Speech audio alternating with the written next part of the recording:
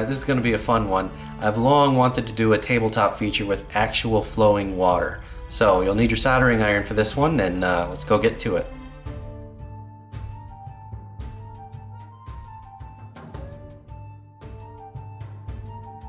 At the heart of things is this, a water pump designed to be powered by a 9-volt battery.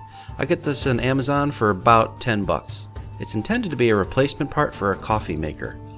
Now the intake and outlet are different sizes, and finding the right plastic tubing for both would probably be around 20 bucks.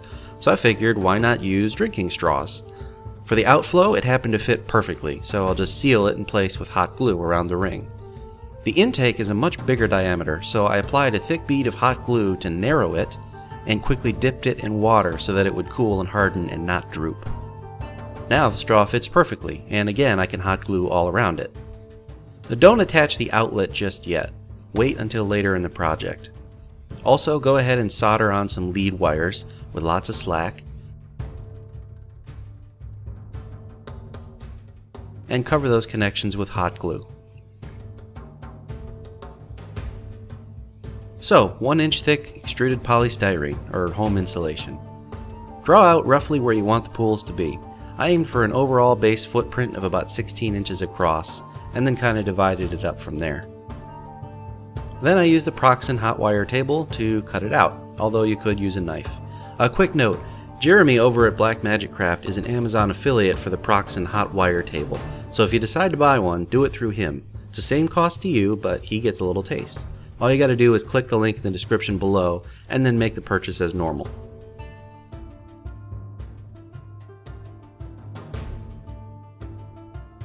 Anyway, next I cut out 2 shapes roughly the same size as the middle level, with the top one being about 1 inch too long in one direction.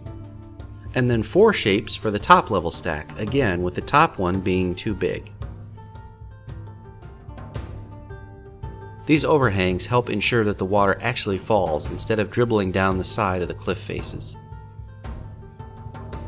For the mid-level stack, we can go ahead and hot glue them on right now.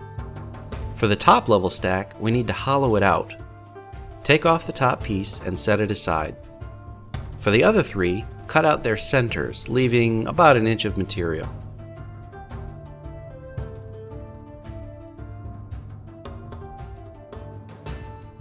If you use the hot wire, simply reattach where you had to enter with hot glue.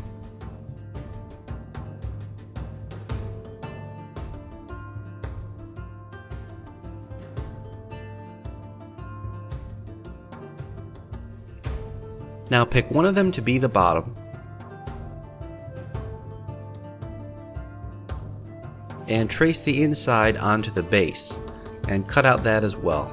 We'll refer to this as the pump bay.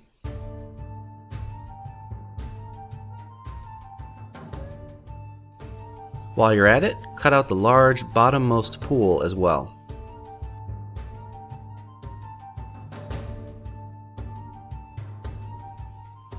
Put the pump in place where you intend it to go, then cut out a notch for the intake pipe.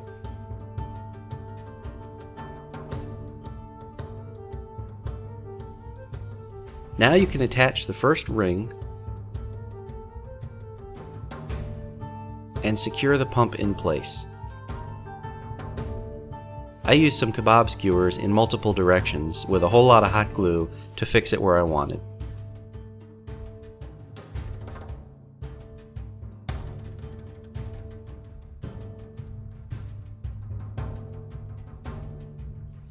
If you need a refresher on basic electrical components and soldering, revisit episode 56. Here is an SPST switch and a 9-volt battery clip. They will be connected to the pump in series, not in parallel. Here's a 12-inch sheet of chipboard, the stuff that I always use. If you want to buy some, you can do it through me as an Amazon affiliate by clicking the link in the description below. Anyway, just trace the base of the piece onto it and cut it out. It's okay to leave off 1 inch or so to make it smaller so it doesn't stick out the sides. Also, trace out and cut a hole for the pump bay. Attach it to the bottom with the glue of your choice, and then apply a thick bead of hot glue all around the perimeter to create our first watertight seal. So here's where we're at so far. I did punch a hole in which to mount the switch with a bunch of hot glue to keep it firmly in place. I also attached the outlet pipe. Note that I chopped the straw near the bendy portion, and now I can aim it wherever I need to later on.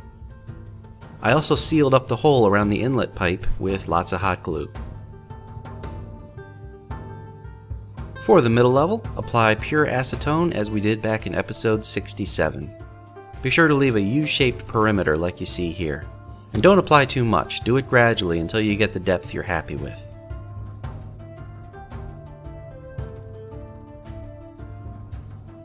Attach the third ring so it kinda overlaps the middle pool just a little bit.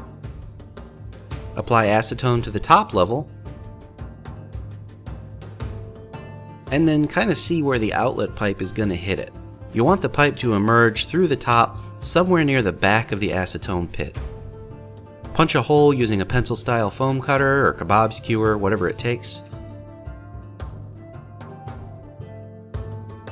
Attach the top level while at the same time pushing the straw through the hole.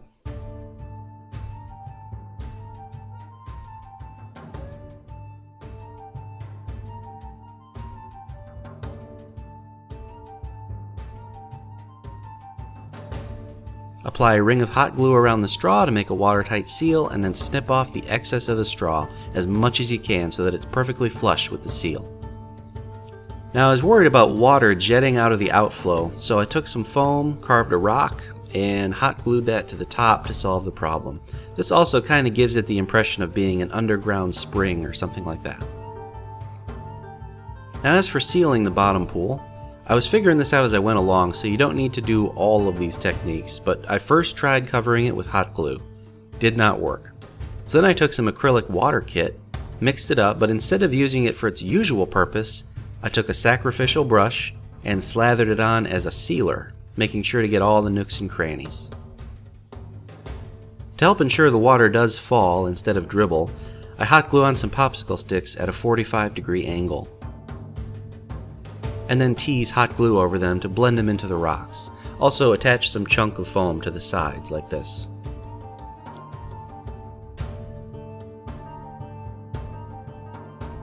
And here's the first full wet test run.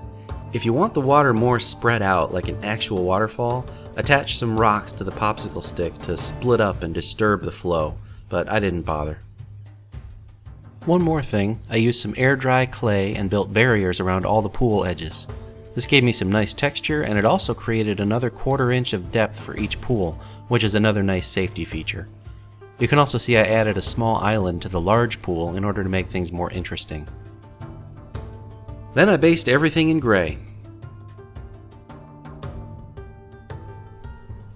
Dry brush with light gray.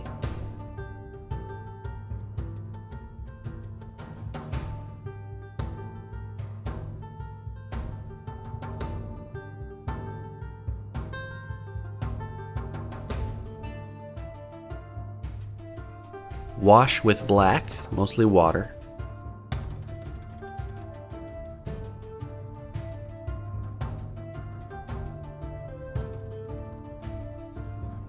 Apply homemade sawdust flocking. You can revisit episode 45 for that.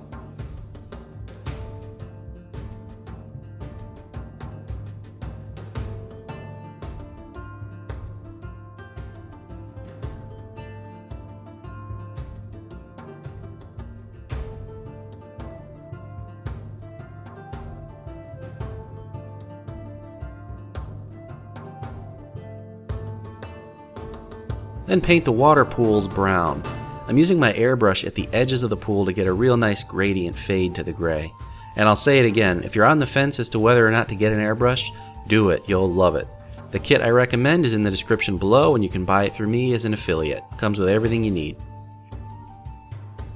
I also airbrushed on some patches of dark green. Ponds are not blue, they're brown and green.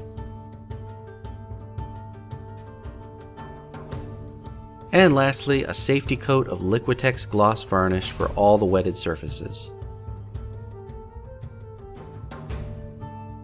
And before we go to the table, I'd like to take a moment to thank all WCV sponsors. This week I draw your attention to Heroes Horde, which is an excellent resource for 3D printed scenery, including, but not limited to, all TrueTiles products. So if you're into 3D printing, even if it's just to supplement your conventional crafting, it is worth a click to check it out and see what's what. So the filling procedure is like this. Fill up the middle level,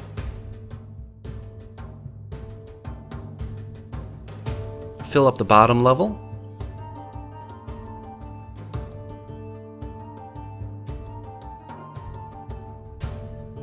and finally fill up the top level. And as soon as you start hearing some suctioning sounds, that means that the pump and the pipes are filled up, so flip on the switch. If the pump is not flooded or primed, it will not draw any water from the bottom pool. So by pouring water from the top, we ensure that it drains down and primes the pump for us.